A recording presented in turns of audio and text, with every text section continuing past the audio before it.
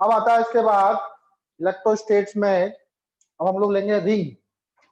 Ring के कारण potential.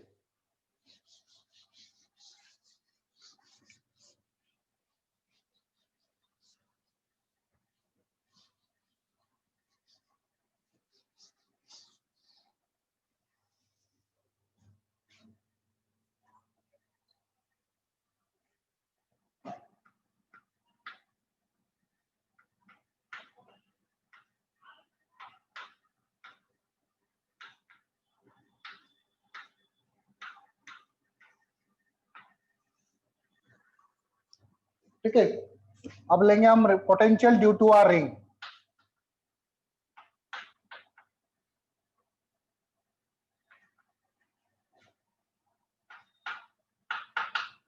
Ring के कारण पोटेंशियल।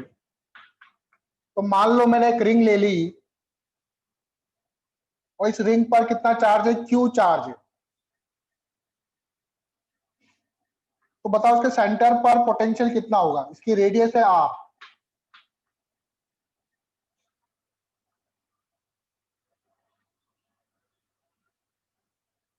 कितना पोटेंशियल होगा, यहां पर देखोगे आप ईच एलिमेंट, अगर आप छोटे छोटे एलिमेंट भी लोगे तो सभी इससे इक्वल डिस्टेंस पर है। जितने भी पार्ट्स होंगे सभी के सभी क्या होंगे, इक्वल डिस्टेंस पर।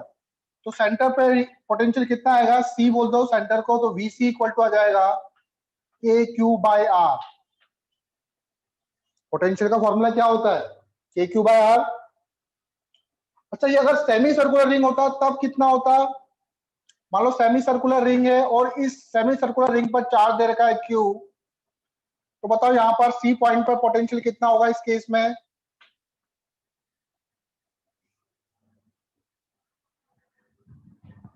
सेमी सर्कुलर है तो इस समय कितना पोटेंशियल होगा,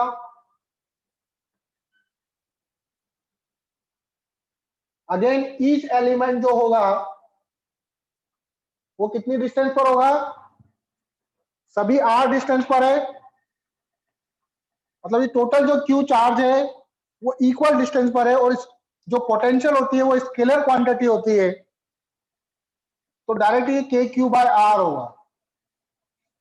अगर आपकी कोई रिंग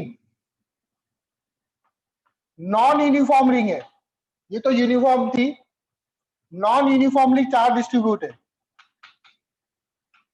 नॉन यूनिफॉर्मली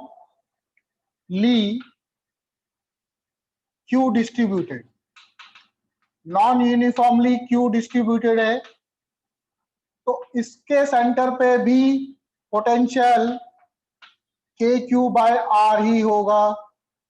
ये बात समझ में आई।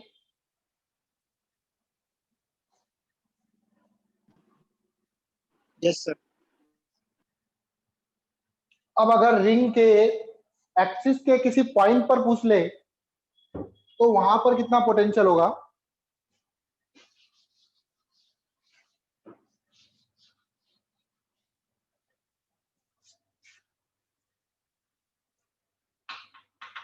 ये तो था सेंटर पे ऑन इट्स एक्सिस।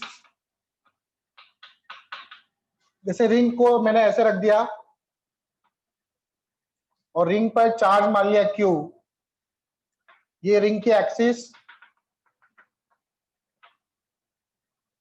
ये रेडियस आर, और यहां से मैंने एक्स डिस्टेंस पे कोई पॉइंट ले लिया, पी पॉइंट। इस पी पॉइंट पर पोटेंशियल कितना होगा।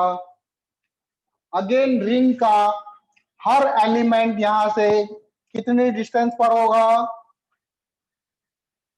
जल्दी बोलो कितनी डिस्टेंस पर होगा हर एलिमेंट। ये एक्स है, ये आर है, ये कितना हो जाएगा, under root R square plus X square. इसका हर एलिमेंट क्या इतनी ही डिस्टेंस पर होगा। ईच एलिमेंट जो होगा वो under root R square plus X square distance पर ही होगा। तो पोटेंशियल इक्वल टू, क्योंकि स्केलर क्वांटिटी डायरेक्शन होती नहीं है इसमें, सबका सम हो जाएगा। तो सबका सम होने पर क्या आएगा, K Q divided by under root R square plus X square. ठीक है, अगर सेंटर पे निकालना है तो सेंटर के लिए क्या कर देंगे, एक्स को 0 कर देंगे तो के क्यू बाय आर आ जाएगा। सेंटर पे निकालने के लिए क्या कर देंगे, के क्यू बाय आर हो जाएगा। वो आया समझ में?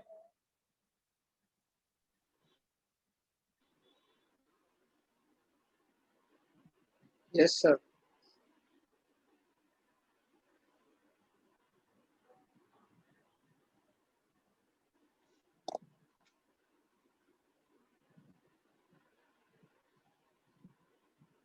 दो मिनट ना।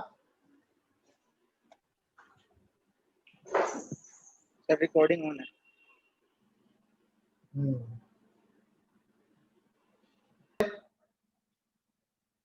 इस पर एक क्वेश्चन करते हैं हम लोग।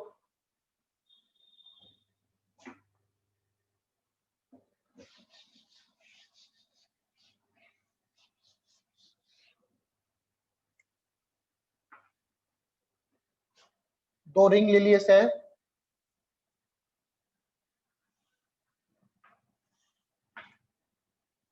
इसकी रेडियस ले ली R1, इसकी रेडियस ले ली R2। दोनों के सेंटर्स के बीच की डिस्टेंस है D। इस रिंग पे चार्ज है Q1, इस रिंग पे चार्ज है Q2। इसके सेंटर को बोला मैंने A, इसके सेंटर को मैंने बोला B। मुझे फाइंड करना है find work done by electrostatic force in moving a charge Q naught from A to B। किसी Q नॉट चार्ज को, Q नॉट चार्ज यहाँ पे रखा हुआ है A पर, इसको A से B तक लाने में इलेक्ट्रोस्टैटिक फोर्स को कितना वर्क डन करना पड़ेगा। तो आपको पता है शायद work done by electrostatic force क्या होता है, क्योंकि कंजर्वेटिव फोर्स है तो ये शायद माइनस क्यू डेल्टा भी आया था क्या?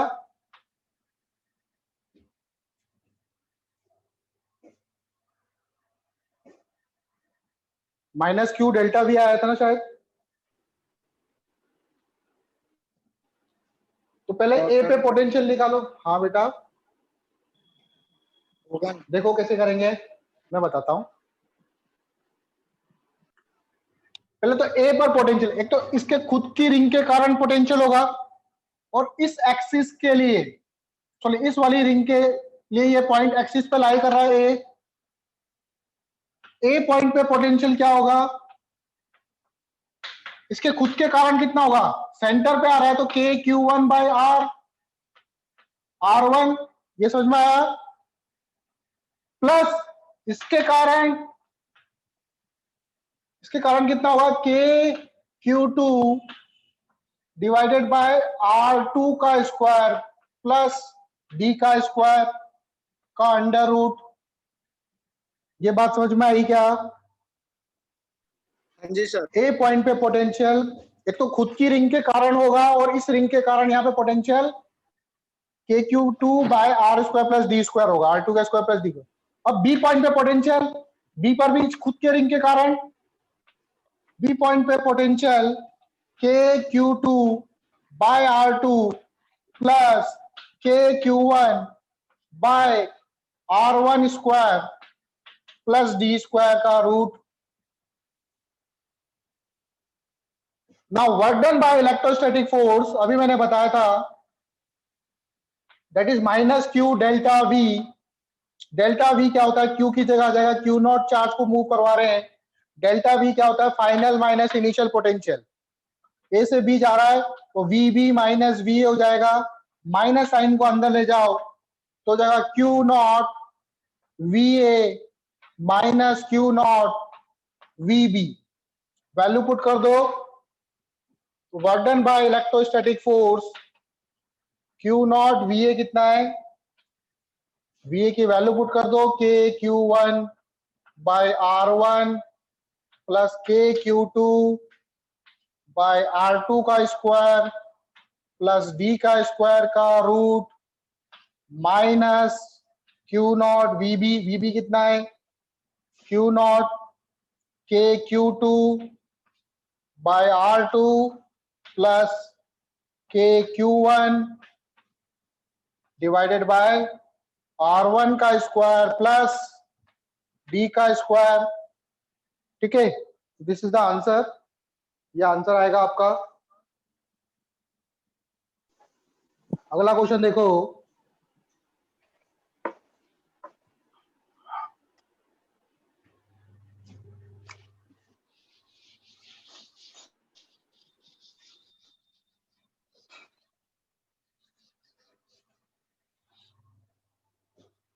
मैंने एक रिंग ले ली, इस पे चार्ज है Q, इसकी रेडियस है R, ये इसकी एक्सिस पर √3r डिस्टेंस पर एक पार्टिकल है Q0 जिसका मास है m, इसको रिलीज किया। ये आपका रिंग जो है वो फिक्स्ड है, रिंग जो है वो फिक्स्ड है। इस Q0 चार्ज को मैं यहां से रिलीज करूंगा तो ये आगे भागेगा इधर की तरफ, क्योंकि इसको रिपेल करेगा, ये भी पॉजिटिव ये भी पॉजिटिव। तो ये जब √8r डिस्टेंस पे पहुंच जाएगा, √8r डिस्टेंस पे पहुंच जाएगा, तब इसकी कुछ ना कुछ वेलोसिटी होगी या फिर स्पीड होगी। ये स्पीड फाइंड करनी है मुझे। ये स्पीड कितनी होगी, कितनी स्पीड होगी जब ये √8r डिस्टेंस पे पहुंच जाएगा, ये निकालना है मुझे। तो आप क्या यूज करोगे, एनर्जी कंजर्वेशन का यूज करो। Initial potential energy plus kinetic energy equal to final potential energy plus final kinetic energy. Answer आ जाएगा। पोटेंशियल निकालना आता है आप लोगों को, पोटेंशियल एनर्जी